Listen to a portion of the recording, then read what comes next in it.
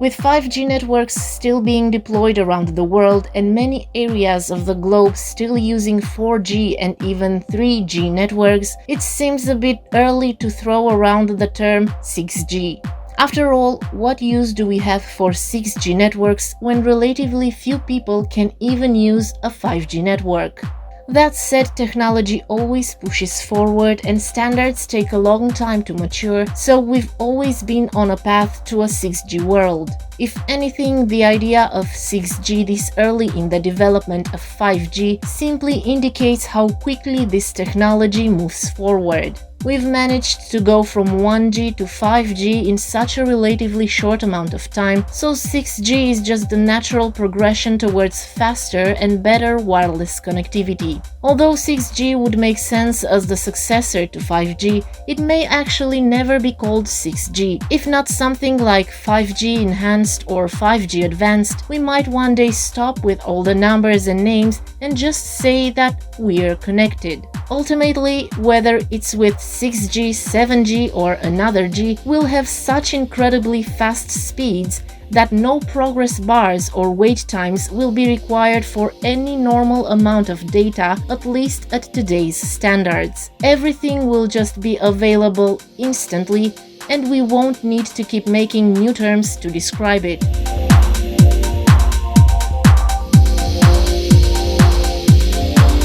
It's been typical for a new mobile network standard to take the spotlight every decade or so. That means that 6G networks might roll out sometime around 2030, or at least that's when most telecom companies will be running 6G trials and when we'll see phone manufacturers tease 6G capable phones. However, it's common for work to start as long as a decade prior to any real implementation of a new network technology, which might be why you'll start hearing about 6G before you even have your hands on a 5G phone. Progress won't start and finish overnight though. For the same reasons 5G rollouts are slow, 6G networks might not come out as quickly as we'd like. There are frequency bands to debate over, spectrum licenses to purchase, and rules to deal with. Despite 6G being just a decade away, few telecom companies are actually looking into it seriously right now, but 6G experimentation is expected to really kick into high gear as we identify where 5G fails. 6G will improve on the inevitable weaknesses and limitations of 5G, so it won't take long for the powers that be to start deciding what to do next. Here are some clues that 6G development is already in its early stages. The FCC has taken the first steps of opening up terahertz wave spectrum, frequencies between 95 GHz and 3 THz, citing that it will expedite the deployment of new services in the spectrum above 95 GHz. In early 2018, the University of Oulu in Finland announced the funding of their 6G flagship program to research materials, antennas, software, and more that will be required to launch 6G. The idea is to start developing the hardware needed to implement 6G and explore how the new technology might be used. 6G research has begun from Virginia Tech and companies like Samsung and LG. Shortly after China launched 5G in 2019, the Ministry of Science and Technology announced that they'd be starting 6G research and development through the help of government departments, research institutes, universities, and enterprises. Japan is planning to launch 6G by 2030.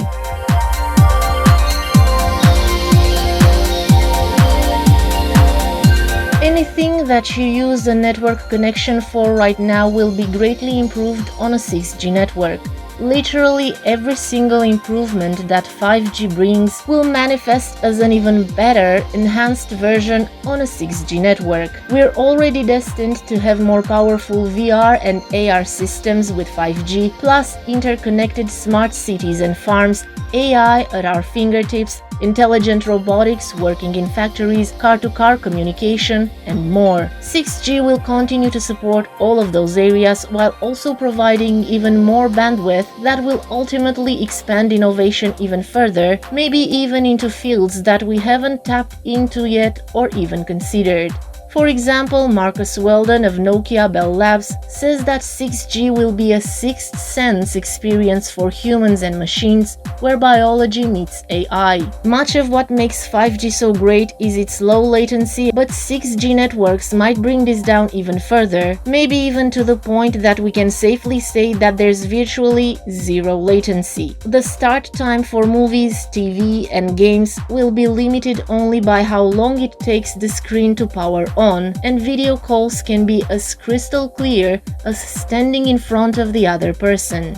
As we've seen in the past with 3G, 4G, and 5G, as the capacity of a network increases, so too will its applications. This will cause an amazing effect where new products and services can be built to utilize 6G's bandwidth and other improved features to their fullest extent.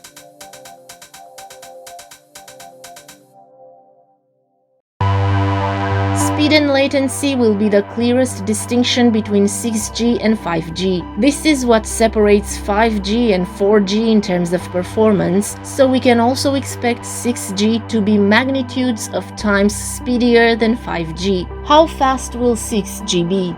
There's no telling right now, but even with the first iterations of 5G, we're seeing everyday speeds of up to 1 gigabit per second.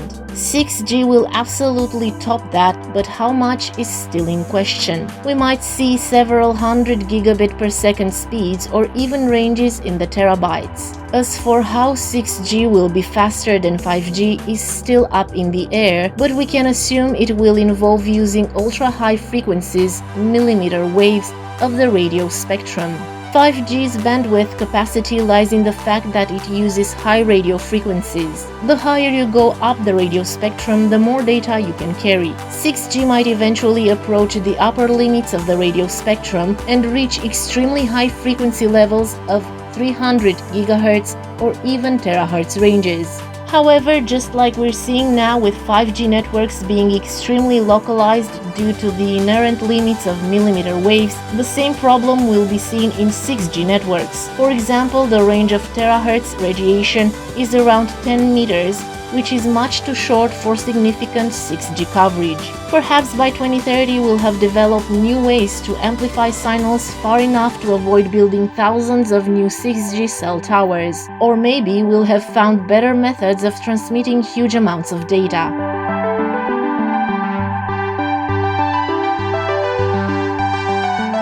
5G is destined to make the internet more accessible for lots of people and to improve everything from entertainment to healthcare. The question of whether those areas will have room for improvement beyond 5G and thus require the use of something better like 6G is a resounding yes. However, as fun as it may be to imagine a time where 5G is considered slow and 6G powers the world, if 5G pans out correctly, we might never need to come up with a new next-generation network.